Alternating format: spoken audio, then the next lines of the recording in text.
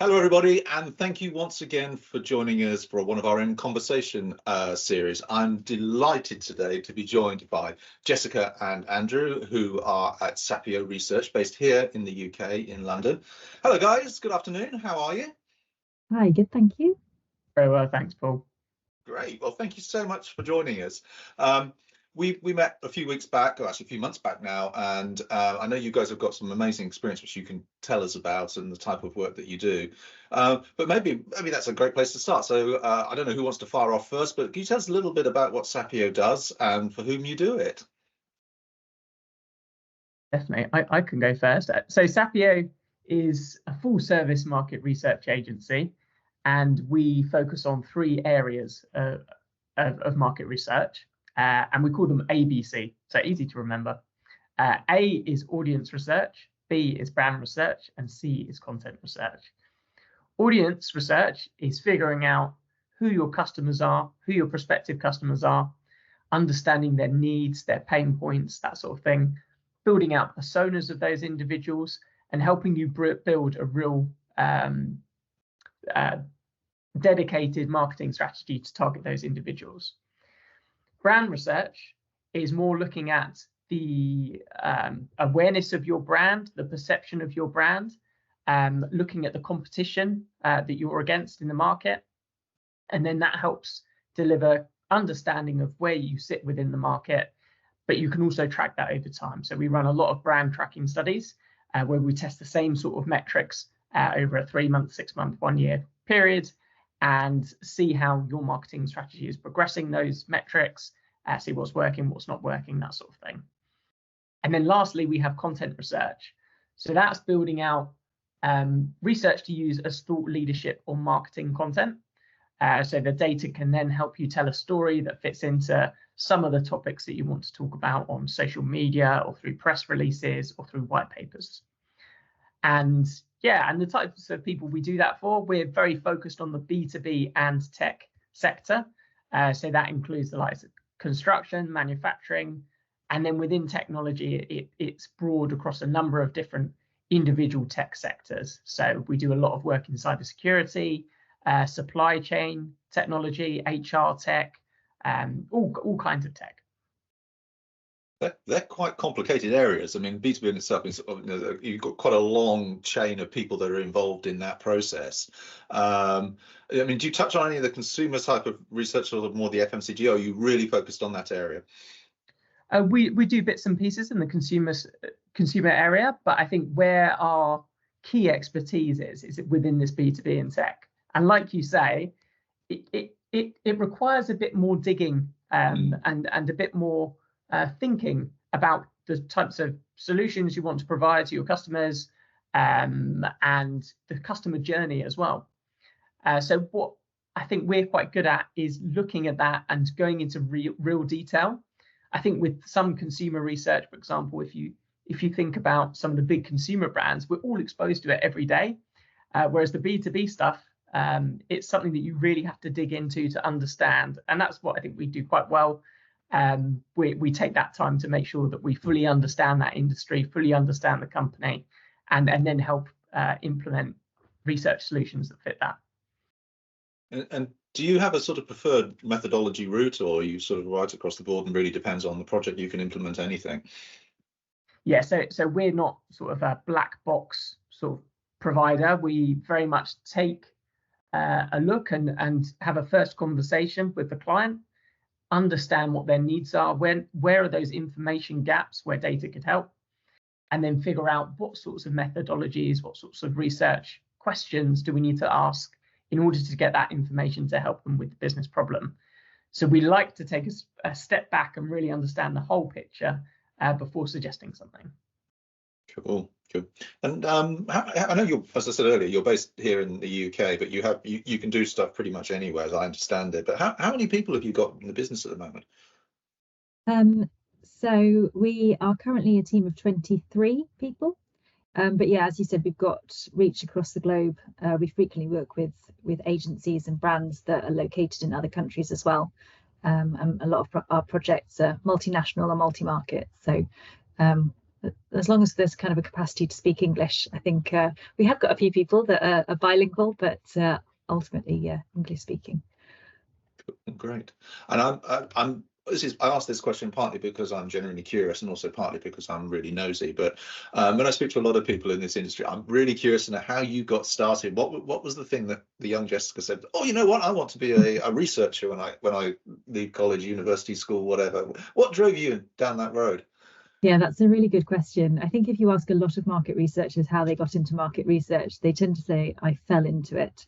I did actually apply to a big market research agency straight out of university, but I decided to go down a different route. So I worked in schools for a little while, and my partner was running a pub, so I helped him manage that for a few years. And then,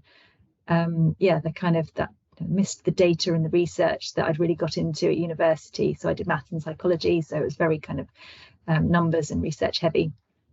And found the agency that Andrew was already working at. So we've worked together for a really long time now. And yeah, just fell in love with it from there. I love the idea of working in education and actually having your own pub to fall back on after particularly a day with the children. So Andrew, I'll ask you the same question to you, because I know you have a slightly different background, rather obviously, but tell us a little bit about that. Yeah, definitely. So I think, like Jess, I was a bit of a maths geek at school, and I've just always loved numbers. And I did a degree in economics, and I just really enjoyed the statistics part of my degree. So when I came out of university, market research seemed like an appealing career. I sent around a load of emails to market research agencies, found one, and so it's the same one that Jess and I were working at, and it really suits that love of numbers, but also the desire to find out more and to learn constantly. And I think research is so interesting because every project you do is different, and you're always learning. So when you take on a new client, it's probably a sector, especially if you're talking B2B in tech, that you may have some knowledge on, but it's going to be completely different. And it's that finding out all of these new things and understanding all of these different types of industries and companies that really gives me joy in what I do. So I guess research is traditionally, it's seen as it's one of those things I think a lot of people know what it is, but don't really know what it is. From your perspective, what's the sort of best type of client for you? But either because I know you do work with agencies as well as directly with clients. So what's the sort of the best type of client when they come along with a brief? Yeah, I think in terms of where they sit within, ideally B2B in tech, and if they sit within that, that's great. In terms of size, we work with a range of different company sizes.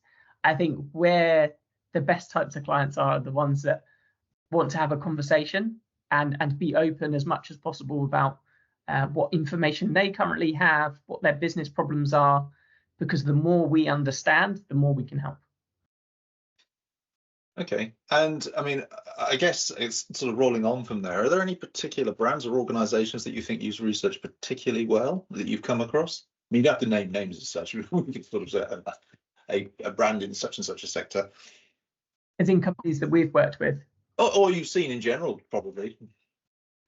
Yeah, I think the types of companies that use data and research really well are the ones that have it fully integrated into their business. So they're using it for, when they start creating a product, all the way through to that marketing strategy, to tracking the success, changing the pricing, all those sorts of things. I think some good examples, I think, are some sports teams, for example. So Brighton Hove and Albion have a massive data department, and they use analytics across their club, and that means that they're a lot further ahead than some of the other Premier Leagues for the type of budget they have. So I think businesses like that really see the importance of data and research are great ones to work with, and also just seem to be a bit ahead as well. And given that sort of the rise of, I know we've had the rise of big data and all the rest of it, and the proliferation of data that's now available, has research, do you think, become more complex to do and to roll out with clients, or do you think because there's more, you can understand more? Yeah, that's a good question. I think there's been particularly after COVID as well, there was a big rise in market research. And I think because if you're talking about, customers, whether they're consumers or B2B customers, their behaviours are constantly changing. And when there are big events such as COVID or the cost of living crisis, those behaviours change. So there's a constant need to understand what they're thinking, how they're feeling, what they're doing, and their interactions with different brands or products throughout their everyday lives. I think also the change that we've seen since then as well is a rise in the need for qualitative research. So that really rich, insightful data, which really tells the story and gives more depth to the numbers that you've maybe collected through a quant phase. What type of projects as an agency gets you really excited when you saw that brief comes through and you think this is the one that we're going to work on, this is going to be brilliant? Might be slightly different for each of us. Well, let's start with you, Jessica. What type of project gets you really excited when it comes through the door?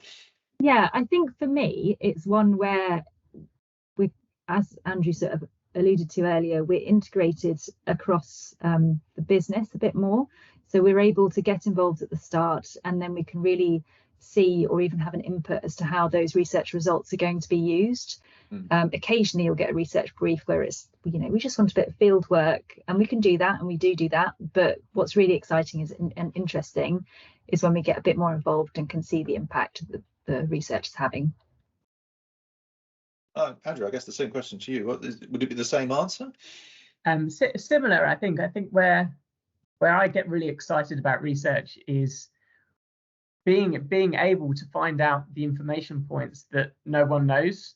And sometimes clients will come to us and they'll have a question and they won't know where to begin with that answer. And we're at the forefront of finding that information, understanding it, and then giving those recommendations. So I think that can be quite enjoyable, where you're delivering a presentation to a customer and they're really excited about the data and it's really going to have an impact on their business.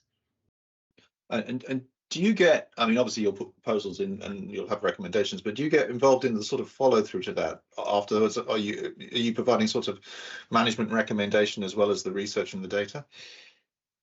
Yes, I think more and more. I think traditionally the research industry has been, sometimes it just delivers data and then leaves. And I think that's not the best way to work with customers. And I think we're seeing more and more that we're being invited in, and we want to be invited in to be part of that process after the research is delivered, because often there'll be more data points that we can dig into. There's questions clients might have, and the more there is this partnership and this collaboration, I think the more you can get out of the research at the end. So how does it work when an agency might come to you and the brief is led by the strategic team, the strategic planner? We've got a lot of strategists in the mission, for example, and they're often using research. Do you integrate with them at the start? How does that work? Yes, so our preference is definitely to feel like we're an in-house research agency. So if we're contacted by an agency from a strategic perspective, we like to get involved sooner rather than later, so we can start having those conversations, start offering our recommendations for the research, and being a partnership when we're delivering for that client, because I think that just works so much better than there being multiple different contact points, and it's just a lot more joined up. Yeah, that makes sense. Moving on slightly, I mean, we're 2024 is going to be a big year for many reasons, and there's a lot of change that we're already seeing around the world. But I guess socially and politically is probably one of the bigger changes with half the world's population or the democracies voting this year. I mean, from your perspective, you must have your finger on the pulse of sort of a lot of the key issues that you think are going to arise. What do you think are going to be the big changes that we might see this year? I'm asking you to do a bit of future gazing here, I guess. Yeah, that's a really good question. I think back to my economics degree, and I think a lot is driven by the economy as well. And what we've seen, obviously, is the cost of living crisis. We've seen increases in inflation, interest rates, that sort of thing. I think 2024, the optimist in me, believes that we will see, lower inflation, lower interest rates, and I think that will start to build more economic growth. Hopefully what that will mean as well is we'll see some resurgence in some of the industries that we work with. The tech sector, for example, probably didn't have a great 2022 and 2023. And I think part of that is driven by high interest rates. If the companies need investment, they need low cost of borrowing, that sort of thing. So I'm hopeful that there's going to be lots of economic growth this year, and hopefully that brings about new technologies that will help develop all these different things further on. Yes, anything to add to that, do you think? Not a huge amount. Funnily enough, I've just been researching 2024 payment trends specifically. And what struck me is really interesting, and I wonder if this will kind of be wider than just the payments trend, is that the B2B payments, for example, have been automated and sped up really, really quickly and developed really fast. Whereas the B2B payments, you think about how businesses pay each other. Really, it's not that long ago that we were using checks, and we still use a lot of bank transfers, but there's all these cards, virtual cards, digital cards, that haven't been taken up in such the same way. So I think that will be a very specific trend to watch, but quite an exciting one. That's an interesting one, actually, because there are quite significant repercussions, especially within our industry, where we're always waiting to be paid, as I recall. Yes, yeah. Hopefully it will make everyone be able to receive their funds more promptly. I guess slightly connected to that, and I've asked this question of a couple of people sort of in various conversations, but the sort of I guess the in the background, well, probably not so much in the background these days, is AI for all of us. And the big question is, where does AI sit within the agency world and the creative process? And there are very many schools of thought, but I'm wondering, from a research point of view, A, are you using AI in the work that you do? And B, how do you see it being implemented and used going forward? Is it a threat? Is it a huge opportunity? What's your perspective on it? Yes, so it's changed a lot, hasn't it, with ChatGPT last year, and it's been a learning process, I think, for Sapio and for many companies, and we have started to implement it within our research process. So things like helping us build out questionnaires, digging more deep into topics, so we get more ideas about what a problem might be. ChatGPT and other AI tools can be used for that. I think where it's going in the research industry, there are probably two areas where I can see things happening. One is that sort of gimmicky types of services are provided, and I think that's what has typically happened in the research industry before, where something is produced, it looks really flashy, but is it delivering for clients? And the second way is actually tools that really help clients with the data that we provide. So something that we're building internally, we're building an AI tool that helps you get from the data that is provided to the story that is told. And I think something like that might help with the client, rather than something that's either flashy and gimmicky or something that is very internally focused, so helping the researchers rather than the users of data. Yeah, that's a really interesting space, actually. I can see a lot of opportunities in that. Jess or Jen, is there anything there that you think you'd like to argue or add to? Or?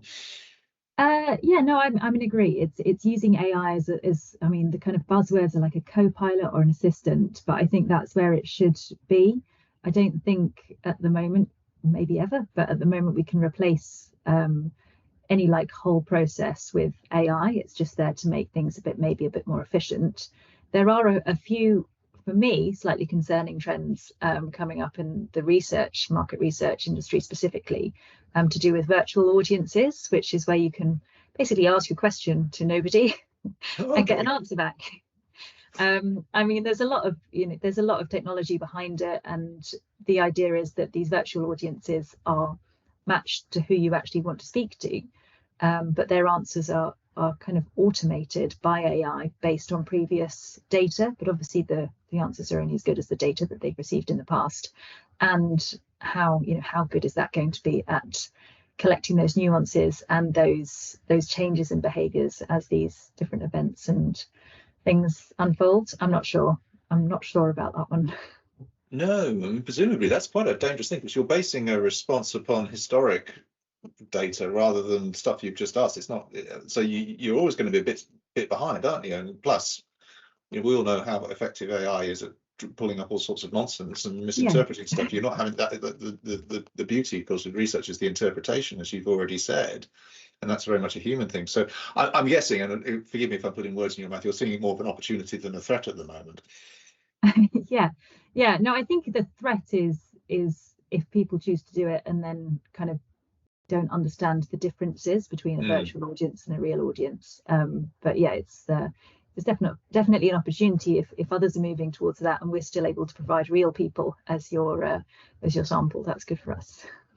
Yeah, I think the desire is that AI improves the quality of the research that is provided, rather than become a tool just to make it cheaper and perhaps less good quality. Yeah, no, absolutely, and that's the danger. And on that note, I mean, the ability to connect with people, for anyone watching this interview today, I mean, if they come up and I think they've got a research project, who's the best person at your end to talk to, and when should they get you involved? I'm guessing quite early on from what you've said. Yeah, definitely. As early as possible is always probably our answer, and then their answer as to how, what your time scales is probably as quick as possible. But I mean, yeah, get in contact. I mean, with one of us. We've got a whole team of people, so we've got a very generic team@sapioresearch.com email address, but that's always monitored, so we can get back really quickly to any requests that come in. Great. Well, thank you both very much for joining the Mission Partner Programme, and it's great to have you on board. We're looking forward to working with you, and thank you for your time today. It's been wonderful chatting. Thank you. Pleasure speaking, Thanks, Paul. Paul. Thanks. Cheers.